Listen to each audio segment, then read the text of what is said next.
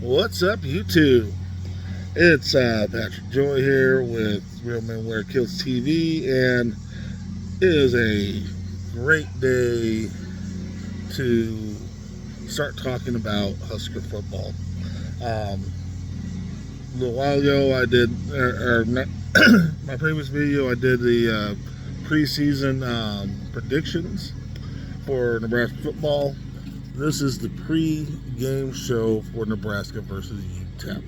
Now, before we get into the game this week, I want to look ahead to week 2 against Colorado, because Colorado they they, they dropped the ball last night.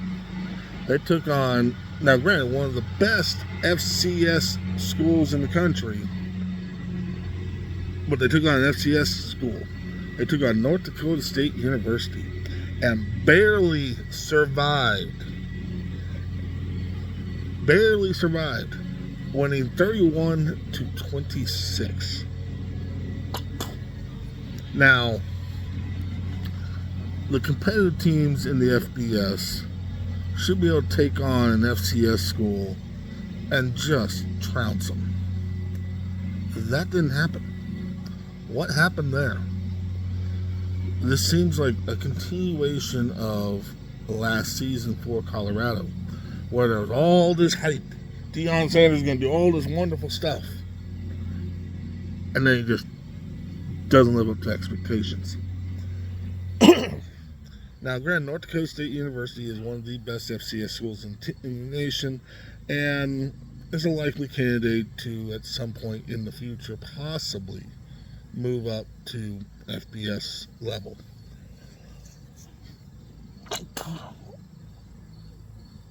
But Colorado barely survived. In fact, at halftime, they were losing. Now, I'm not going to discount Colorado in Nebraska's game against them. Because I think they're going to come into Lincoln with a little bit of, chip on the shoulder after almost losing to an FCS team. But just wanted to put a little quick note on there. That bodes well for Nebraska. Now, Nebraska, I think in my preseason predictions show, I think I think I'd have to double check, but I think I might have said that Utep was a FCS school. They're actually an FBS school. My bad there. But Nebraska is coming into this season in the CBS sports rankings at number 34 in the country, and receiving votes in some of the top 25 polls, but not enough to actually break into the top 25. Utep, however, is ranked 122nd in the nation according to CBS. So let's just kind of break a few things down. Let's talk about Utep first. They got first-year coach in Scott Walden. Good luck to him.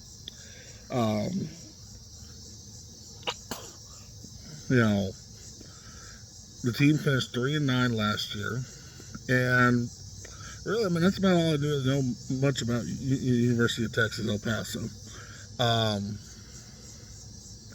They're one of the worst FBS teams in the country.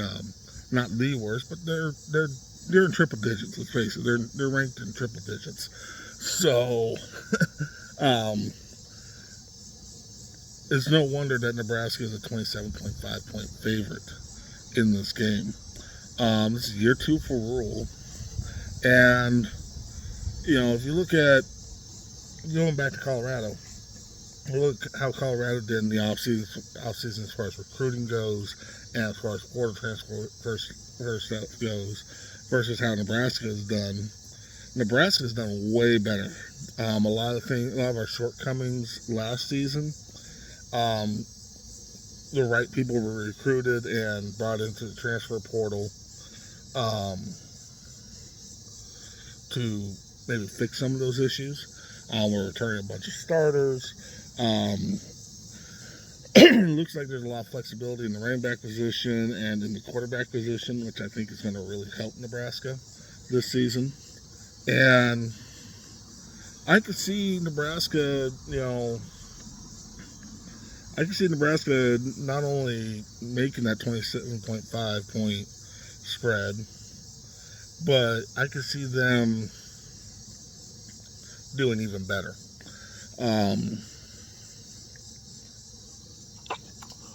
And I also see Colorado dropping down in the rankings quite a bit after their performance this week. So, looking at this, I hope for a good game. But what is a good game in this situation? Well, a good game for Nebraska in this situation is beating that 27.5 point spread, which means the Miners. Honestly, I can see Nebraska winning by 30, to be perfectly honest. And it's hard for me to see UTEP. It's hard for me to see UTEP keeping the game close. I think early on in the game, maybe they're gonna surprise us a little bit. But I think as the game progresses, the talent level gap is going to become grossly apparent. I see a lot of second and third string players getting playing time in this game. I think it's a great warm-up match for the Huskers.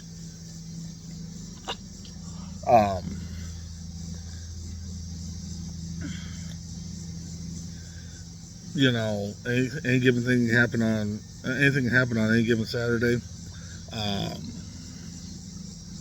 But I can see Nebraska winning by at least 30 with ease. What that score is going to look like, it's hard to say. I'm not discounting UTEP, but you got to look at these betting odds. You got to look at everything that Matt Rhule has done. Matt Rhule's coming out saying that this feels like a season 3, not a season 2 for him. And you know what? I can kind of see that too.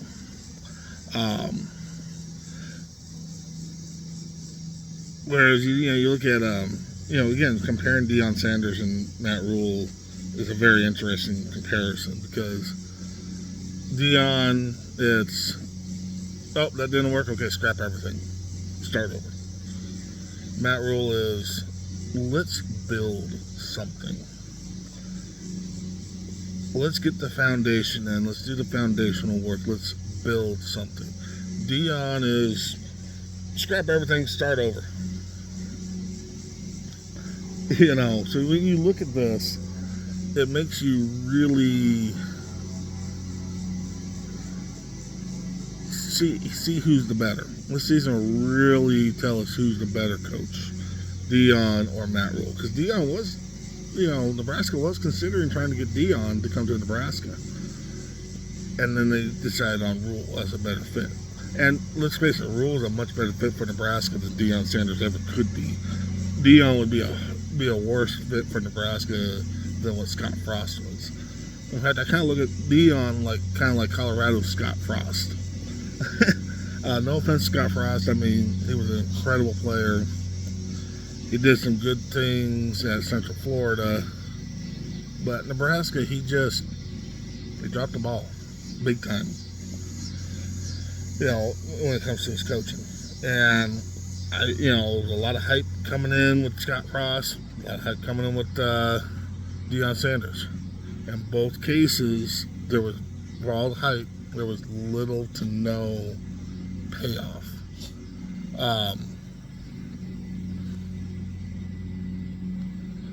I like the flexibility that Rhule is showing with the quarterback position. I like the fact that the running backs are, as far as when they announced the starters, it was this guy or this guy or this guy or this guy. There was that or there. I mean, it's not set in stone. They want that flexibility. And I'm struggling to come up with an actual score prediction for this UTEP game. Because, you don't know what Scott Walden's going to do.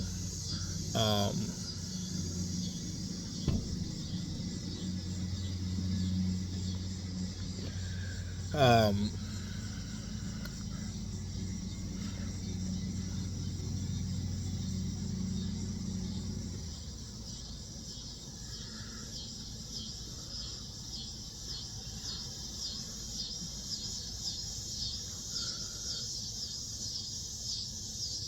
you know what?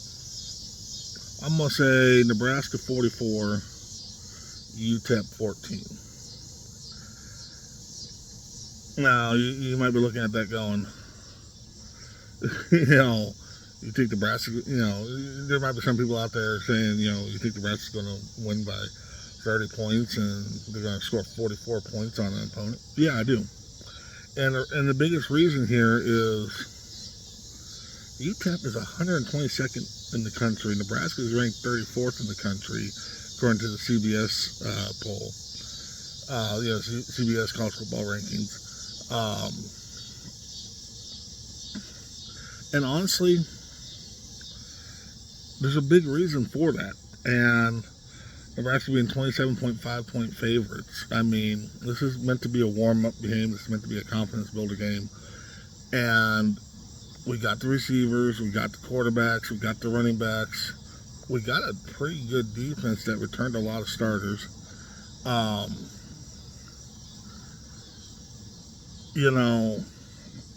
This is a team that has played together before. There's some new faces, but a lot of the players, they know how to play with each other.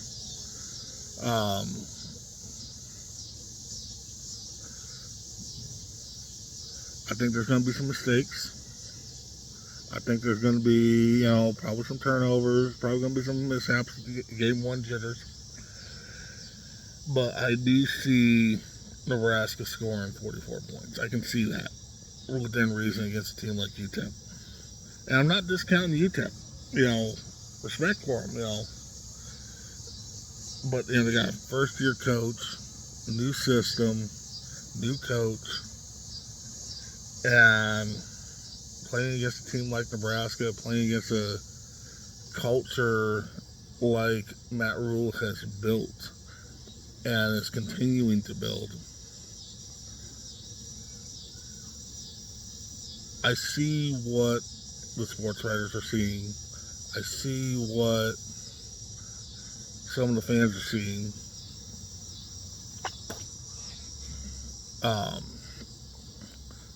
Like I said, Nebraska 44, UTEP 14.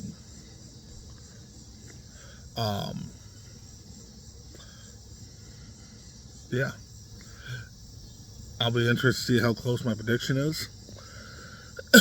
But that's kind of where I'm at. I will see you guys I'll probably see you guys Sunday for my post-game reaction. It'll be interesting. I'm looking forward to it. I'm looking forward to season of Nebraska football, and I'm hoping, things pan out really well. And I think we've made the adjustments. I'm liking what I'm hearing coming out of the practices. I'm liking what I'm hearing, from some of the sports writers about what they're seeing. And I'm not the only one out there, even on YouTube, that's seeing Nebraska being quite a bit better than they were last year. You realize last year we were one win away from making a bowl game, which is a big improvement over what Scott Frost had us doing.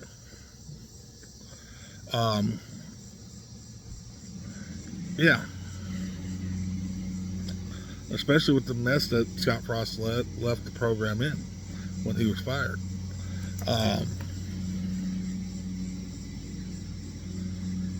Like I said, I'm looking forward to this. Looking forward to seeing Nebraska at least be in the conversation when it comes to conference titles and potentially playoffs. We're a long ways off from that. We're definitely probably not going to go undefeated this year. As awesome as that would be, let's be realistic there. But yeah, I'm looking forward to the season. I'm looking forward to seeing how Nebraska does. Um, and I hope it's a great season for us. I know myself and other Nebraska fans, we have been waiting for. We've been waiting for this. We've been wanting this. We've been, looking forward to seeing our team return to relevancy, return to the conversation. Um, so, as always, go Big Red.